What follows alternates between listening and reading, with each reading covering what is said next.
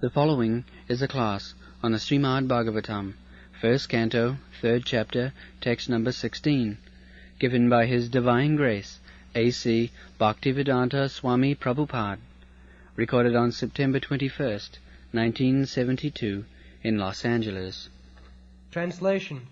The 11th incarnation of the Lord was in the form of a tortoise, whose shell served as a pivot for the Mandarachalam hill, which was being used as a churning rod by the theists and the atheists of the universe. Dasyantangana vidus sura suragana devaya tasmai nama. A mantra, there is mantra. Dasyantang na vidu. One cannot understand the antang, the ultimate end of the Supreme. The Santang na vidu. Vidu means does not know. Sura suragana.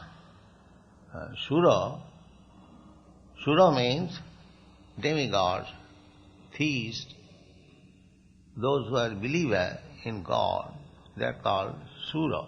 And just the opposite, Asura. Asura does not believe in the existence of God. He thinks he is God. That is Asura. Asuri bhavamasita. In the Bhagavad Gita it is said, Asuri. Asuri, this word has come from this Asura adjective. Asura is nominative.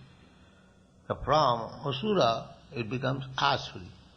Asuri bhavamasita. Those who are atheists, they do not surrender.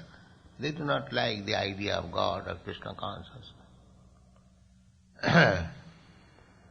But they do not know what is God or what is the ultimate end, who is the original cause. They do not know. Even the theists, they also do not go. They know Krishna, but it is impossible to understand what is the limit of Krishna's energies. Just like we are discussing this morning. So, unlimited. The Santanga navidu sura suragana devaya tasmaina. Devaya, that Supreme Lord, we simply offer our respectful obeisance. It is not possible to know perfectly what is the potency and energy of God. The atheists, they do not know at all. But theists, devotees, they know, but that is not complete. Even Krishna does not know how much powerful he is. That is called unlimited. So, Sura suragana uradhing matnatang, churning. Once upon a time, they churned the whole ocean. Now, churning the ocean, you have got experience churning the milk in a pot or something else in a pot. But the pot is the ocean, the Pacific Ocean. And the rod is Mandarachal hill. And one side, the Asuras, and the other side, the Suras. So the churning rod must be placed on something, the pivot, and that is Kamatha Rupena.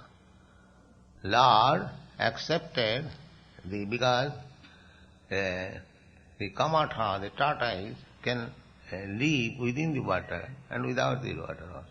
They can live on the land and within the water.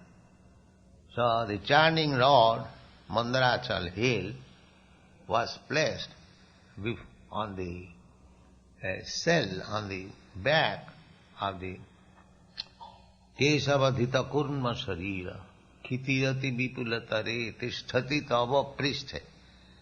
This prishtha, he is carrying khitirati vipulatare tisthati tava prishthe dharani dharana kina chakra garishta, kesavadhita, kurma sarira, jaya jagadisha.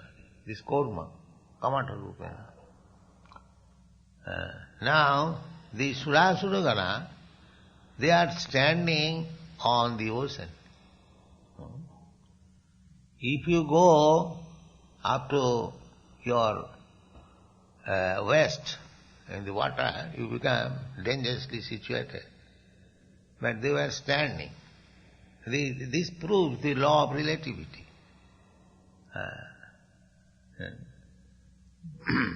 Everywhere this law of relativity is working. You do not think, because you cannot stand in the midst of the water of the ocean, therefore nobody can stand. That is nonsense. In the ant, the small ant, it is also working. The same thing is going on in the ant society. They are also struggling for existence, eating, sleeping, mating, and defending. And we are also doing that. And higher than us, Surasura-gana, they are also doing that. But although the quality of the work is the same, the quantity is different.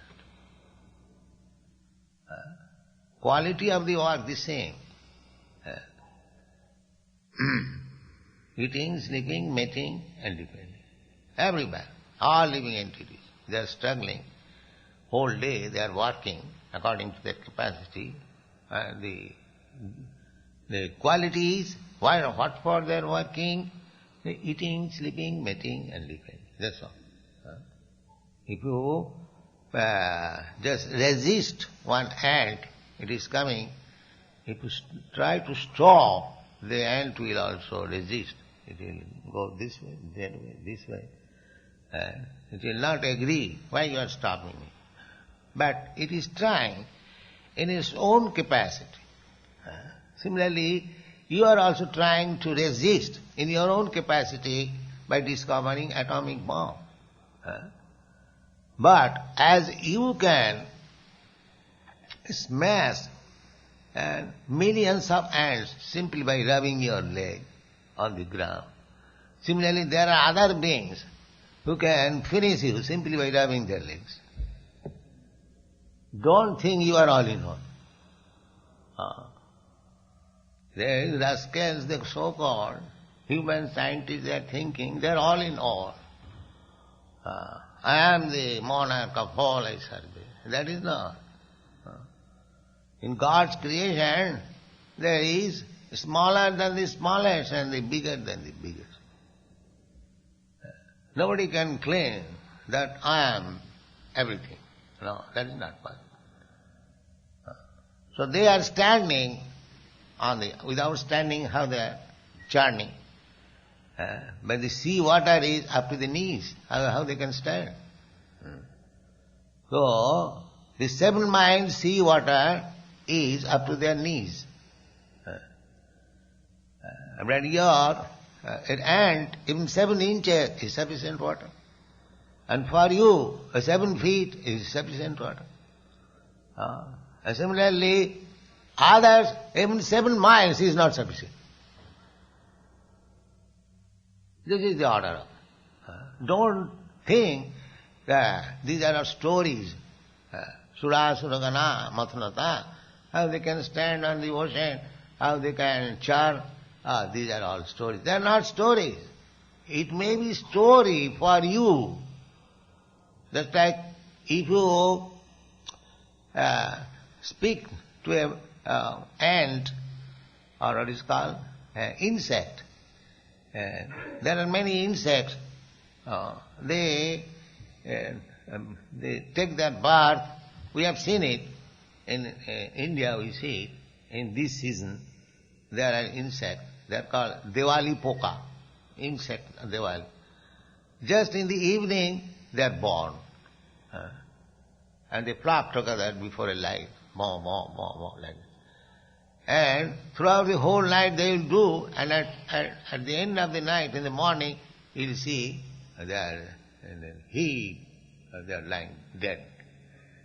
So they are live The duration of life is that night. Within that night, they take their birth, they grow, they beget children, family, and defend, eat, mate, everything is complete within the night. And at the end of the night, it is finished.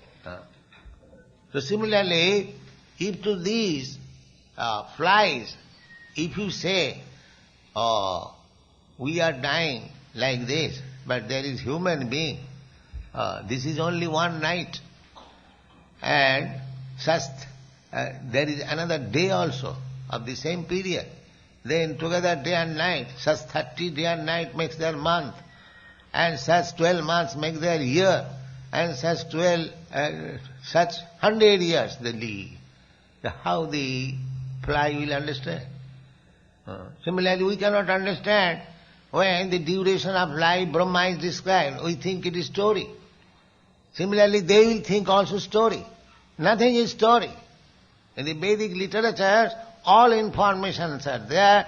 Their relative life, big and small, smaller than the smallest, bigger than the biggest.